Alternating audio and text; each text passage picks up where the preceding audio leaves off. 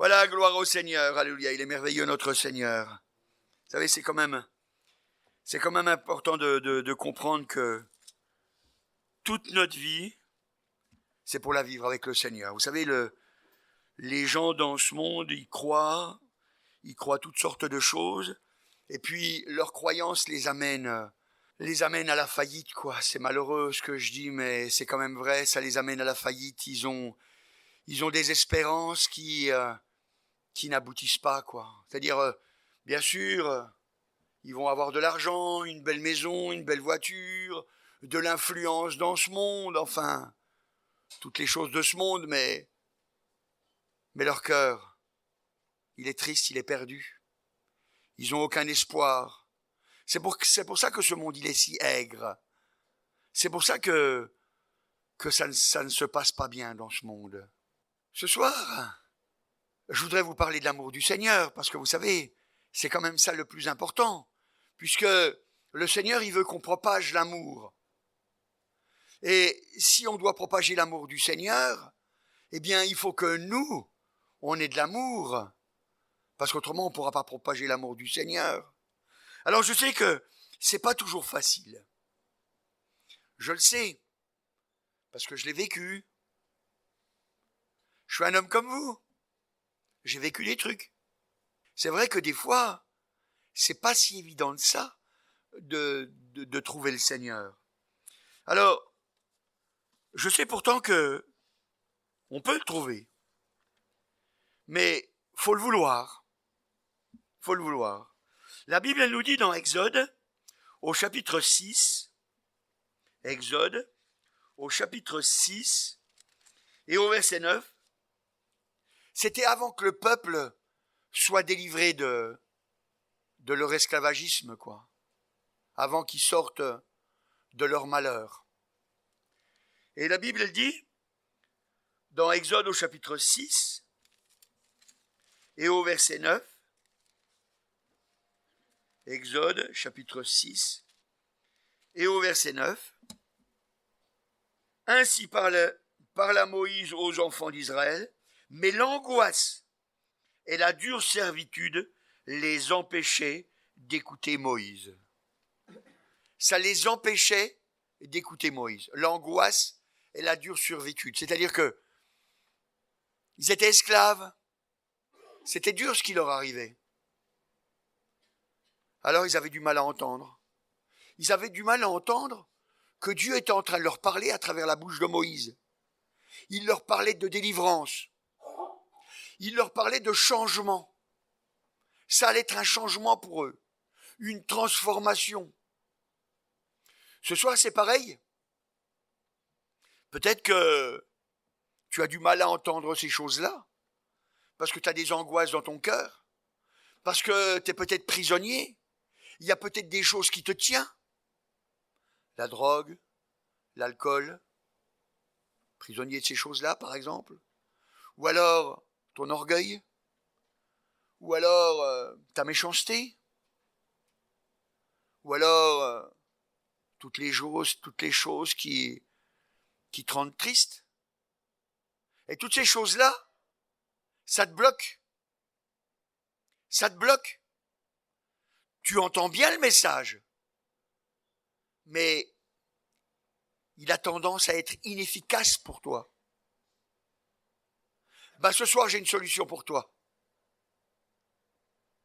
C'est Jésus. Alléluia. Bon, vous avez entendu tout à l'heure, hein? Cet homme, il disait qu'il dormait dans la rue. Moi, j'ai dormi dans la rue. Oui, c'est toi. Moi aussi, j'ai dormi dans la rue. Moi aussi. Mais Jésus a changé ma vie. Alors, c'est pour toi aussi. Puisque tu l'as dit publiquement, je le dis devant tout le monde. C'est pour toi aussi. Faut que tu le saches. Mais c'est pas que pour lui. C'est pour toi. Pour tout le monde et pour moi. On a Jésus et il est là ce soir, au milieu de nous. Au milieu de nous. Et vous savez, quand on commence à regarder à Jésus, Seigneur Jésus, il dit, dans Matthieu au chapitre 11, et au verset 28 et 29, il dit, venez à moi, vous tous qui êtes fatigués et chargés, et je vous donnerai du repos.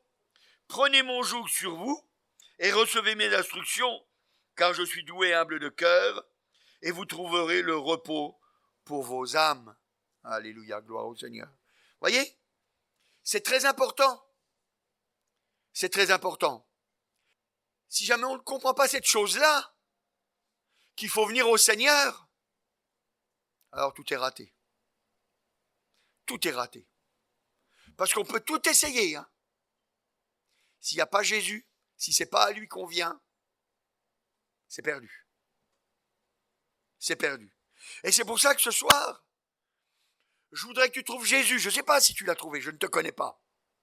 Il y a les apparences qui nous sont données. Moi, je vois des visages, même des fois, même des visages qui sourient. Mais ce n'est pas parce qu'on sourit que forcément on est heureux. Des fois, les gens, ils sourient et puis, à l'intérieur, ils sont tristes. Moi, vous savez, quand j'étais à Besançon et puis j'étais même pas chrétien. Et il y a un copain, on rigolait souvent ensemble. On habitait au même endroit, on était dans un foyer. On habitait au même endroit. Et puis, on a joué quelques parties de raquettes, enfin de ping-pong. Quelques parties de ping-pong, on a joué quelques parties d'échecs. Et puis, il m'a dit, bon, c'est bon, je monte dans ma chambre. Bon, d'accord. Il est monté dans sa chambre. Poum, il s'est tué. Pourtant, juste avant, 10 minutes avant, il rigolait. J'avais pas Jésus à lui donner. Je le connaissais pas, je l'aimais même pas pour moi. Mais aujourd'hui, je sais qu'il y a une différence. Parce que j'ai trouvé Jésus et tu peux le trouver. C'est pour ça que c'est très important d'avoir Jésus dans sa vie. Alors, je sais qu'il y a des chrétiens aussi ici. Je sais qu'il y a des gens, ils sont sauvés, ils ont l'assurance de leur salut. Alors c'est bien, c'est formidable.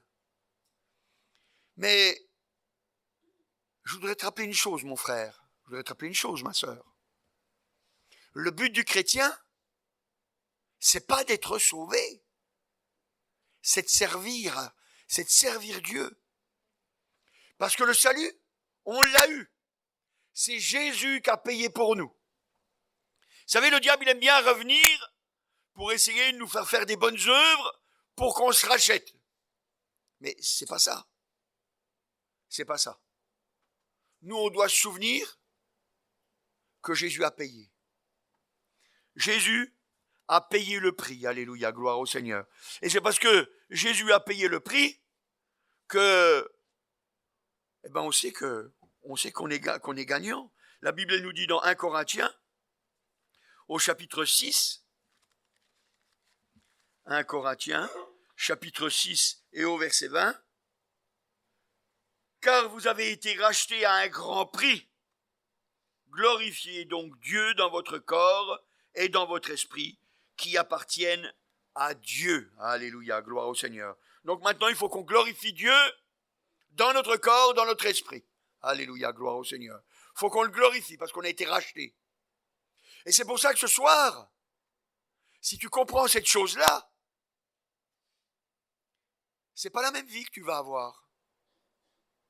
C'est pas la même vie. Tu vas avoir une vie de vainqueur. Une vie de vainqueur. Parce qu'il y a des choses qu'il faut que tu sois convaincu dans ta vie. Donc il faut que tu sois convaincu que Jésus a payé, mais aussi il faut que tu sois convaincu que la Bible est la vérité. Que la Bible est la vérité. La Bible, elle nous dit, dans le psaume 119, au verset 160, le fondement de ta parole est la vérité, et toutes les lois de ta justice sont éternelles. Alléluia. Le fondement de ta parole, c'est la vérité. Donc, vous voyez, on peut vraiment s'appuyer sur cette parole. On peut vraiment s'appuyer sur cette parole. Vous savez, c'est important de bien comprendre. La réussite, elle va dépendre de ce qu'on va croire. C'est-à-dire la confiance qu'on va avoir. Vous savez, quand on a confiance, vous voyez, par exemple, moi je vais vous donner un petit exemple pour montrer des fois comment les choses elles se passent. Parce que, vous savez, ce qu'on croit, ce qu'on pense, il y a des conséquences. À Besançon, il y avait des chrétiens à l'assemblée, comme ça, qui étaient là, et puis il y en a, ils sont venus, et puis ils ont laissé traîner leur sac. Et ils ont laissé traîner leur sac, c'était normal. Ils se sont dit, je suis avec tous les chrétiens. Donc ils ont laissé traîner leur sac. Et puis c'est avéré qu'il n'y avait pas que des chrétiens. Parce que vous savez, dans les assemblées, comme partout, hein, il y a des gens honnêtes, puis il y a des gens qui ne sont pas honnêtes. Mais voyez, ce qu'il faut penser dans cette affaire, c'est parce qu'ils ont pensé que tout le monde était chrétien, eh bien ils ont eu confiance. Ils ont laissé leurs affaires. Ils se sont dit, tout le monde est chrétien. Donc c'est bon, il n'y a pas de problème. Il n'y aura pas de vol. Ce que je veux dire par là, c'est si jamais ta foi, c'est-à-dire ta confiance, tu la poses sur la Bible, tu ne seras jamais déçu. Parce que c'est ça le point important. Tu ne seras jamais déçu. Parce que la Bible, c'est la vérité. Donc Dieu, quand il dit quelque chose, ça veut dire que c'est vrai. Ça veut dire que ce qu'il dit, ça s'accomplit systématiquement. Quand tu rentres dans les cases. Vous savez, hein, c'est toujours pareil. Hein. Si jamais on ne rentre pas dans les cases, ça ne marche pas. Si tu n'es pas venu auprès du Seigneur Jésus pour lui demander pardon pour tes péchés, tu ne peux pas être pardonné. Mais il faut d'abord que tu le crois, qu'il faut que tu viennes à lui. Et puis là, tu vas avoir confiance, tu vas pouvoir lui dire, voilà ce qui se passe dans ma vie. J'ai besoin que ma vie, elle change. Voilà, j'ai fait tel péché. Alors, comme je dis, hein, vous vous mettez à part, et puis vous demandez au Seigneur, vous lui révélez. Quand vous êtes tout seul, ça ne regarde pas aux autres. Ça regarde qu'au Seigneur et à vous. Et puis vous allez voir, ça va changer. Ça va changer des choses. Et puis, après, il y a une chose encore, il faut vraiment que votre cœur en soit pleinement convaincu. Pleinement convaincu que Satan, le diable, l'ennemi, le dragon, c'est le père du mensonge. La Bible nous dit dans l'évangile de Jean, au chapitre 8 et au verset 44. Et il faut que vraiment votre cœur en soit convaincu, mais vraiment convaincu. 8, 44, il dit, vous avez pour père le diable et vous voulez accomplir les désirs de votre père. Il est meurtrier dès le commencement et il ne se tient pas dans la vérité parce qu'il n'y a pas de vérité en lui. Il profère le mensonge, il parle de son propre fond, car il est menteur et le père du mensonge. C'est très important que vous compreniez ça, parce que n'oubliez pas que nos parents, Adam et Ève, ils étaient dans la gloire. Tout allait bien pour eux. C'était vraiment formidable. Mais ils n'ont pas cru. Ils n'ont pas cru que Satan, c'était le père du mensonge. Alors ils l'ont écouté. Et puis ils sont tombés. C'est-à-dire ils ont été rejetés du jardin. Rejetés de là où ils auraient dû rester. Que nous aussi on aurait dû aller. Mais ça ne s'est pas passé comme ça. Et c'est très important de le comprendre. Parce que quand notre cœur il est convaincu que le diable c'est un menteur, alors on va y réfléchir en deux fois. Hein. On va dire non, ça je ne peux pas croire. Qu'est-ce que me dit la parole de Dieu? Qu'est-ce que me dit la Bible? C'est ça qui est important. Qu'est-ce que me dit la parole de Dieu? Et vous savez, quand on commence à regarder de cette façon-là, alors à ce moment-là, la parole de Dieu, elle va nous montrer qu'on est fait pour être des vainqueurs. Mon frère, ma sœur, tu es fait pour être un vainqueur. Tu es fait pour être un vainqueur. La Bible, elle nous dit dans Apocalypse au chapitre 12 et au verset 11, il est marqué « Ils l'ont vaincu à cause du sang de l'agneau et à cause de la parole de leur témoignage. ils n'ont pas aimé leur vie jusqu'à craindre la mort. Alléluia, gloire au Seigneur. Ils l'ont vaincu. Alléluia. Ils l'ont vaincu comment? Par le sang de l'agneau, ils sont venus à Jésus. Il y avait le sang, il y a le sang du Seigneur. Ils l'ont vaincu, puis après, ils ont préféré tout perdre pour rester vainqueurs. Tout perdre pour rester vainqueurs. Vous savez, il faut que vous le compreniez bien. Des fois, hein, il y a des pièges. Hein. Vous savez, par exemple, vous savez que Marie, la mère de Jésus, elle a failli perdre la bénédiction. Vous savez, quand je dis ça, généralement, les gens ils me disent, j'ai jamais vu ça dans la Bible. Pourtant, c'est marqué hein, dans la Bible. Hein. Dans la Bible, il est marqué dans Luc, au chapitre 2, évangile de Luc. Ah, c'est marqué en toutes lettres. Hein. Vous savez, c'est quand même terrible. Hein. Luc, chapitre 2, et au verset 48. 2, 48. 48, il est marqué. Quand ses parents, donc les parents de Jésus, le virent, il fut saisi d'étonnement, et sa mère lui dit, mon enfant, pourquoi as-tu agi de la sorte avec nous? Voici ton père et moi, nous te cherchions avec angoisse. Ben oui, ils avaient oublié le gosse. Ils étaient partis, hein. Ils étaient partis, ils avaient oublié le gosse. Jésus, il est bon, il est resté là, hein, lui, il est resté là. Il est resté où il était sûr d'être trouvé, hein, dans la maison du Seigneur. Dans la maison du Seigneur. C'est pour ça qu'il faut venir à l'église. Parce que c'est dans la maison du Seigneur qu'on trouve le Seigneur. La Bible elle dit, le Seigneur ajoutait à l'église ceux qui étaient sauvés. Ça veut dire que les perdus, ils sont en dehors de l'église. Oh, c'est... faut quand même assurer, hein, tu sais, il suffit que tu pries, tu lis la Bible, tu fais du bien autour de toi, c'est bon, t'es sauvé. Hein. Ça, c'est une parole du diable. C'est une parole du diable. Vous savez, moi j'ai déjà entendu souvent les gens, ils disent comme ça, ils disent, ben, aimer les autres, c'est suffisant, hein. Ça accomplit la loi. Donc c'est bon, hein. Alors moi j'ai regardé quand même dans la parole de Dieu pour voir si ça tenait debout, ça. Hein. Parce que je me suis dit quand même, faut pas que je croie n'importe quoi, surtout qu'en plus j'enseigne. Alors si jamais je commence à croire n'importe quoi, ça va pas aller. Alors on va aller regarder ensemble, voir qu'est-ce que nous dit la parole de Dieu. Parce que quand même, on peut pas croire n'importe quoi. Regardez voir, c'est dans Matthieu, au chapitre 19. Matthieu, chapitre 19. Donc voilà, hein, c'est un jeune homme qui s'approche auprès du Seigneur. Il lui demande comment faire pour être sauvé. Voilà, donc ça veut dire qu'il n'était pas. Hein. Et puis au verset 19, il dit, honore ton père et ta mère et tu aimeras ton prochain comme toi-même. Le jeune homme lui dit, j'ai observé toutes ces choses, que me manque-t-il encore? Voyez? Il a aimé son prochain comme lui-même. Puis pourtant, il a encore perdu. Voyez, le diable, c'est sournois.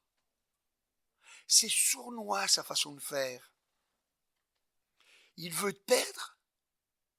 Ah, et il va même te trouver des versets. Souviens-toi que Jésus il a été attaqué avec des versets bibliques. Mais bon, quand vous regardez, vous vous apercevez qu'à chaque fois, le diable, il coupe, il arrête. Parce que juste après, hein, quand le verset, on le lit, il dit, tu marcheras avec, ça voulait dire, ben, tu vas être vainqueur. Hein. Ça, il ne vous le dira pas. Hein. Il ne vous le dira pas. Mais il veut vous perdre. Vous savez, si vous avez une religion, ça lui suffit. Ça lui suffit. Je discutais l'autre jour avec des catholiques. Et puis, bon, je discute souvent avec des catholiques, hein, je vous dis la vérité. Hein. Mais je discute avec des catholiques et je leur disais, mais est-ce que vous avez l'assurance de votre salut? Ils me disent, mais on ne peut pas le savoir. Mais j'ai dit, mais si, la Bible, elle le dit. Le Saint-Esprit nous convainc. C'est lui qui nous le dit. Il nous dit qu'on est enfant de Dieu. On est frère de Jésus. C'est Dieu qui nous le dit. C'est pas nous qui nous l'inventons. C'est ça qui est important de savoir. Et si le Saint-Esprit ne te l'a pas dit, ça veut dire qu'il y a quelque chose qui ne va pas dans ta vie. Et tu dois te mettre au clair. Ça veut dire que le diable, il t'a roulé, il t'a dit quelque chose pour t'embobiner. Et il faut que tu comprennes. Il faut croire la parole de Dieu parce que c'est la vérité. Alors, il faut revenir à la parole de Dieu. Dimanche, je disais à Agen que la foi des gens, elle dépendait de leur lecture de la Bible. Parce que la foi vient de ce qu'on entend. Et ce qu'on entend vient de la parole de Dieu. Alors tu comprends bien que si jamais tu lis la Bible et puis que tu la lis, ta foi elle va grandir. C'est-à-dire que tu vas avoir confiance dans le Seigneur. Tu vas avoir confiance dans le Seigneur. Et puis il va se passer des choses dans ta vie. Il va y avoir des transformations. C'est pour ça que tu vas venir à l'église, tu vas écouter. Vous savez, des fois les gens ils disent, mais avec la Bible c'est pas suffisant. Je voudrais bien, mon frère, que ce soit comme ça, mais c'est pas comme ça. Souvenez-vous. Vous savez, quand l'ange, il est venu près du centenier, qu'est-ce qu'il a fait? Il lui a pas donné la solution. Si, il lui a donné la solution. La solution, il lui a dit, tu vas aller voir Pierre. Là-bas, tu vas aller voir Pierre. Et c'est lui qui va te dire comment faire pour être sauvé. Vous croyez que l'ange ne le savait pas, lui? Mais bien sûr que l'ange, il connaissait Jésus. Mais c'est des hommes. C'est pour que tu sois libre. C'est pour que tu sois libre. Comme ça, si tu ne veux pas croire, tu peux toujours ne pas croire. Mais si tu veux croire, alors là, il va y avoir une transformation. Une transformation. Et, vous savez, c'est pour ça que Marie, elle a cherché, et puis jusqu'à trouver l'enfant. Hein. Parce qu'elle avait des angoisses, elle dit. Elle avait des angoisses. Et je comprends, hein, quand on n'a pas Jésus, hein, quand on a perdu Jésus, on a des angoisses. On a des angoisses. Parce qu'elle savait. Elle savait qu'il était venu pour sauver l'humanité. Elle le savait que c'était son sauveur. Elle l'a même chanté elle-même. Elle l'a dit que elle remerciait le Seigneur. Hein. Gloire à Dieu, c'est important. Alors voyez, ce que je veux vous dire ce soir, et ce qui est très important, il faut avoir de la confiance, de la foi, de la confiance. Comme cette femme qui perdait son sang, dans Marc au chapitre 5, évangile de Marc, au chapitre 5, c'était une femme, elle était une perte de sang depuis 12 ans, et puis elle avait tout essayé, hein, cette femme. Hein. Elle avait été voir les médecins, et puis les médecins, qu'est-ce que vous voulez? C'est des hommes comme vous et moi. Hein. Ce qu'ils savent, ils le savent, et puis il y a plein de choses qu'ils ne savent pas. Alors bon, des fois ils tentent des trucs. Des fois, c'est malheureux ce que je vais dire. Mais des fois, ça va pas si bien que ça une fois qu'ils ont tenté leur truc. Hein. Mais des fois, ça marche. Mais des fois, ça marche pas. Elle avait tout essayé. Elle avait dépensé tout son argent pour essayer d'être guérie. Et puis là, elle avait pas, elle voyait pas de solution, quoi. Elle voyait pas de solution. Alors qu'est-ce qu'elle a fait? Dans Marc au chapitre 5, on va lire au verset 34. 5, 34. Alors il est marqué, Jésus lui dit, ma fille, ta foi t'a sauvée, va en paix et sois guérie de ton mal. Seigneur, pourquoi il lui a dit ça? Il lui a dit ça parce que elle l'avait touchée. Et puis elle avait été guérie. Puis le Seigneur, il avait senti qu'une force était sortie de lui. Mais il n'y avait pas que le Seigneur et puis elle. Il y avait une foule qui entourait. Et cette foule, elle touchait le Seigneur Jésus. Mais voyez, elle ne touchait pas avec foi. Elle ne touchait pas avec confiance. Elles n'avaient pas confiance que rien que de toucher Jésus, de croire qu'il était vraiment plein d'amour, plein de grâce, plein de miséricorde, plein de bonté, que ça allait toucher son cœur et puis ça allait guérir, ça allait agir pour eux. Eux, ils ne croyaient pas ça. Ils étaient là, ils voulaient voir des miracles, c'était des assoiffés de miracles. Mais il n'y avait rien pour eux. Et même le miracle était là, mais ça changeait quand même rien. Parce qu'ils ne mettaient pas leur confiance. Et peut-être que tu es là ce soir, assoiffé de miracle. Tu veux la même chose. Puis, je suis désolé, mais si tu restes dans cet état, tu vas repartir comme tu es venu, avec rien. Avec rien. Mais si ce soir, tu veux dire, mais il faut que je croie cette parole, au secours Seigneur, eh bien, là il va se passer quelque chose. Mais ça dépend que de toi. C'est important de comprendre cette chose-là. Parce que ça ne dépend que de toi. Dieu a déjà tout fait. Il a déjà tout payé. Tout est accompli. Tout est accompli. Il faut que ton cœur en soit convaincu. Autrement, tu vas repartir, ça va être pareil. Avec ta maladie, avec ton mal-être, avec tout. Tout pareil. Tout pareil. Rien ne sera changé. Rien ne sera changé. Mais si ce soir tu crois, bah Dieu, il a une solution pour toi. Dieu, il a une solution pour toi. Vous savez, moi, quand j'étais à Besançon, c'est Ernest qui m'a dit, comme ça, il m'a dit, tu vas aller au foyer, là. J'ai dit, non, mais je suis pas un clochard, moi. Hein. Je dormais dans la rue des fois, hein, mais bon. Je suis pas un clochard, quand même. Puis il m'a dit, faut que tu y ailles. Eh ben, il a fallu que j'accepte. Et c'est pas terrible, hein, vous savez. C'est pas terrible. Oui, mais à cet endroit-là, parce que j'avais trouvé le Seigneur, eh ben, j'ai pu parler à quelqu'un. Je lui ai parlé. Moi, j'avais parlé à tous, hein. Je parlais à tout le monde du Seigneur que j'avais trouvé. Mais je lui ai parlé à lui. Eh bien, lui, il est toujours à l'église. Vous pourrez lui demander, c'est Michel Gerbe. Il vous le dira. Il vous le dira.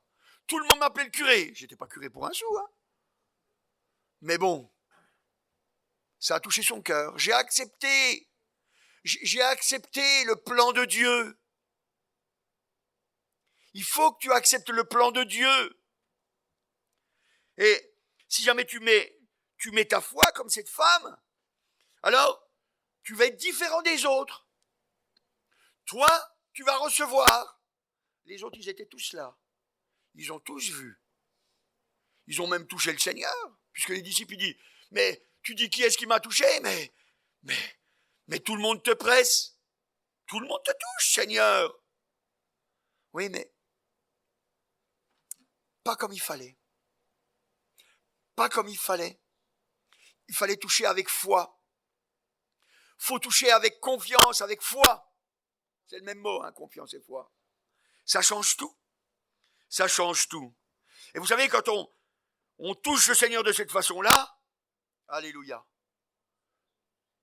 ça nous conduit, toc, que le Seigneur, ben, il nous le dit, c'est ce qu'il a dit à cette femme. Il a dit, ta foi t'a sauvé. Alléluia. Vous voyez, elle n'a même pas eu besoin de faire une bonne œuvre, hein, elle n'a même pas eu besoin, rien du tout. Rien du tout. Elle est juste venue, elle a eu confiance. Dieu, il aime quand on a confiance en lui. Quand on se fie dans sa parole. Alléluia, gloire au Seigneur. Vous savez, c'est comme Bartimée. Bartimée, c'est un homme. Il n'y a rien qui pouvait l'empêcher d'y aller. Il n'y a rien qui pouvait l'empêcher d'y aller. C'est important. Quand vous regardez dans Marc au chapitre 10, vous voyez Bartimée au verset 48. Là, vous pouvez lire tout, hein. Moi je vous lire que quelques versets. Hein. Marc au chapitre 10 et au verset 48. Plusieurs le reprenaient pour le faire taire, mais il criait beaucoup plus fort. Il s'adressait à Jésus et il voulait une réponse, peu importe ce que les gens disaient autour de lui. Ça change tout, vous savez, quand on est décidé à ce que Jésus nous entende. Des fois, les gens, ils disent « je veux », mais on s'aperçoit qu'ils ne veulent pas. En réalité, ils ne veulent pas. Ou plus exactement, ils disent « je veux », mais vous savez, c'est comme Moi, je dis toujours, hein, je prends toujours l'exemple des enfants quand ils vont à l'école et puis qu'ils veulent passer leur bac. Puis on dit, qui c'est qui veut réussir le bac? Ben, ils lèvent tous la main. Ils le veulent tous, le bac. Moi, j'en connais pas des gosses qui vont dire, moi, je veux pas le bac. En tout cas, je n'en ai pas rencontré. Ils le veulent tous. Mais quand on leur dit, mais pourquoi tu vas pas en cours? Pourquoi tu révises pas? Pourquoi tu ne travailles pas? Tu comprends bien que ça va pas. Il dit oui, mais... Et ils ont une bonne excuse. Hein. Ils ont toujours une bonne excuse. Toujours une bonne excuse. Mais le problème, c'est qu'à la fin, c'est eux qui l'ont pas.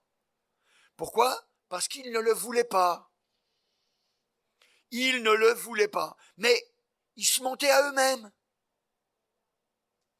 C'est pour ça que ce soir, je voudrais que tu ne te mentes pas à toi-même. Il faut que tu sois déterminé. Déterminé.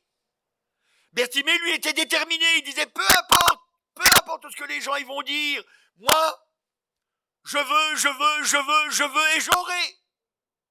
Et il a eu. Et il a eu. Parce que quand on demande, on reçoit. Quand on demande, on reçoit. Et c'est pour ça que faut crier plus fort, quoi. Faut faire comme Bartimée. Alors bon, quand on dit crier plus fort, c'est pas forcément avec des cris, mais faut vraiment avoir une recherche sérieuse, sincère, droite. Faut regarder qu'est-ce qui bloque. Moi, vous savez, quand la première fois on m'a dit la Bible c'est la vérité, j'en étais convaincu. Ça tombait bien. Et puis j'ai commencé à me dire bon il y a marqué ça, je vais appliquer. J'ai commencé à appliquer. Ça a marché. Ça a marché. Mais c'est vrai, je reconnais qu'au début, il y avait des choses, ça semblait ne pas marcher. Et j'ai demandé conseil, il y avait l'église. Et qu'est-ce qui s'est passé à l'église? Ben, les gens, ils m'ont dit, ah ben oui, mais tu comprends bien, ça peut pas marcher, il y a telle chose et telle chose. Vous voyez, par exemple, moi, je sortais de l'église, et puis, il y avait des gars qui m'attendaient pour que je leur vende de la drogue. C'est sûr qu'il y avait des bénédictions qui passaient à côté. Alors, il a fallu que j'accepte de me débarrasser de tout. Comme Bartimée, vous savez, il a accepté de se débarrasser de son manteau. Il n'a plus eu peur, parce qu'il savait qu'il allait voir. Donc il le retrouverait bien, son manteau. Et puis si ce n'était pas celui-là, ça serait un autre.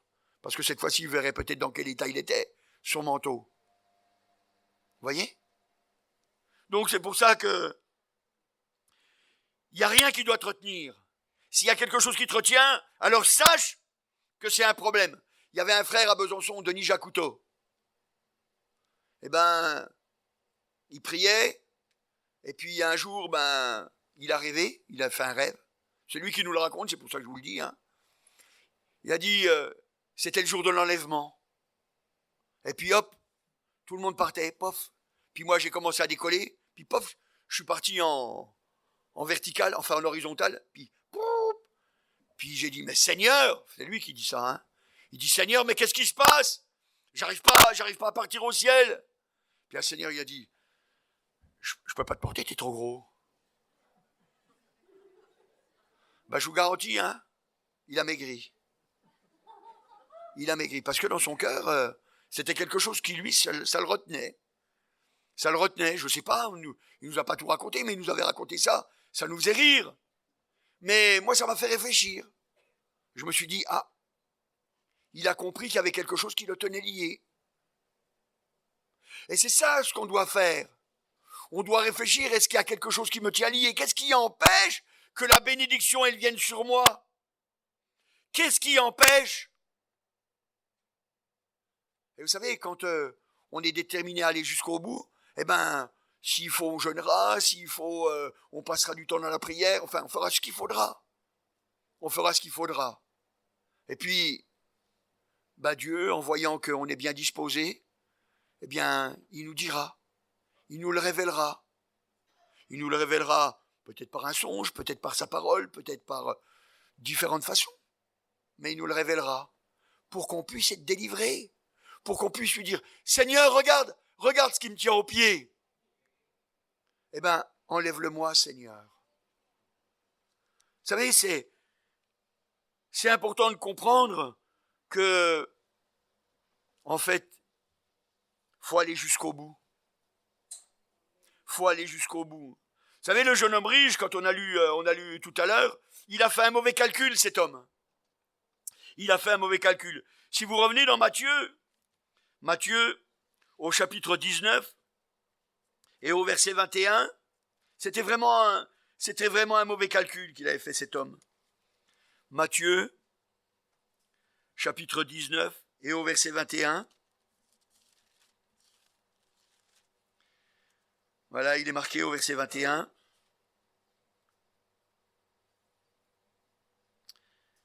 Verset 21.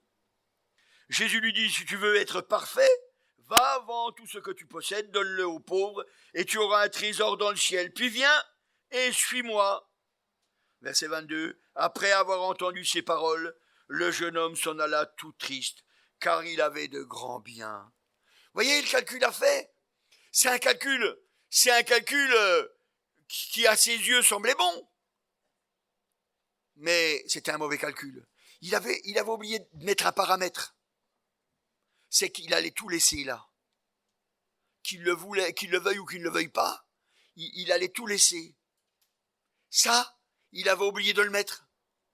C'est pour ça qu'il a fait un mauvais calcul. Il s'est dit, oh là là, j'ai de grands biens, mais je vais tout perdre.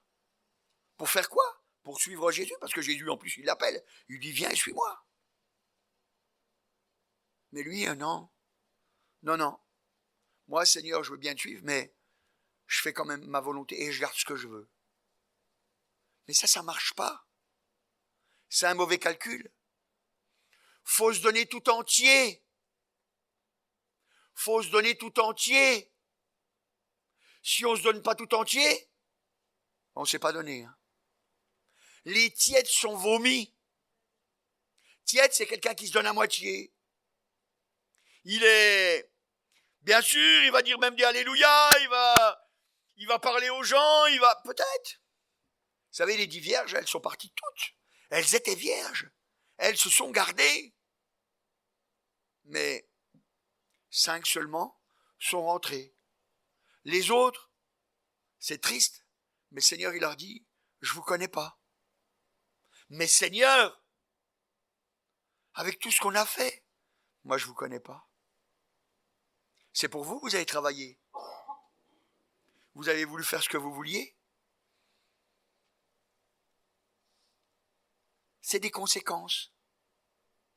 C'est pour ça que ce soir, c'est très important de comprendre. Faut travailler pour l'œuvre. Faut se donner. Vous savez, dans la parole de Dieu, on voit que les gens, ils apportaient de l'or, de l'argent, du tissu, des poils de chèvre, enfin, ils apportaient plein de choses pour construire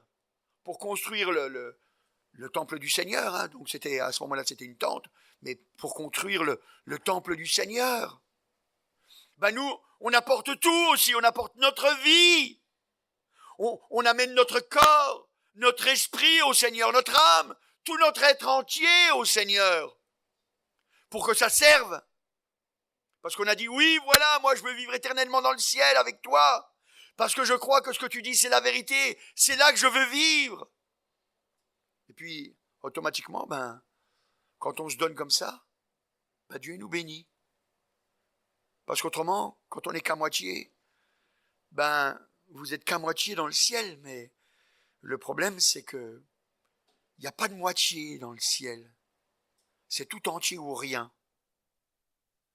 C'est pour ça que ce soir, il faut que tu comprennes dans ton cœur, ce n'est pas un jeu, c'est une vraie vie. Le diable, il veut te tromper, il veut te perdre. Il n'a qu'un seul désir, te perdre. Dieu, il n'a qu'un seul désir, c'est de t'accueillir à lui. C'est de te laver, de te changer et de couvrir de baisers. Parce qu'il t'aime. Ce soir, si tu veux vraiment, alors il faut que tu sois entier. Alors ce soir, je voudrais faire un appel. Parce qu'il est important de le faire. Je ne connais pas l'état de ton cœur. Mais je sais que si Adam et Ève, ils ont pu se perdre malgré qu'ils étaient dans le jardin d'Éden. Alors nous qui n'étions pas parfaits à notre naissance, eh bien, à plus forte raison, on peut se perdre. Et c'est pour ça que ce soir, je veux t'engager encore. Parce que il y a encore beaucoup de choses à faire dans l'œuvre de Dieu. Et agir encore pour que ton âme soit sauvée. Qui est-ce qui ce soir veut s'engager? Qui lève sa main? Alléluia. Merci Seigneur, tu vois ces mains qui se lèvent, Seigneur. Ils n'ont pas peur, ils n'ont pas honte, ils n'ont aucune crainte. Ils savent bien, Seigneur, que c'est toi qui les regardes, Seigneur. C'est parce qu'ils veulent marcher avec toi, Seigneur Dieu, alléluia. Tu bénis, Seigneur, alléluia. Tu fais encore ton œuvre dans les cœurs, Seigneur. Nous avons encore besoin, Seigneur Dieu, alléluia, que tu agisses dans nos cœurs, dans nos vies, Seigneur, et que nous soyons des instruments à ta gloire, Seigneur. Merci pour l'œuvre que tu fais, Seigneur. Merci, Seigneur, parce que tu es merveilleux, Seigneur. Merci pour les miracles que tu fais pour nous, Seigneur. Amen. Adieu les peines, les terraines. Je suis un enfant.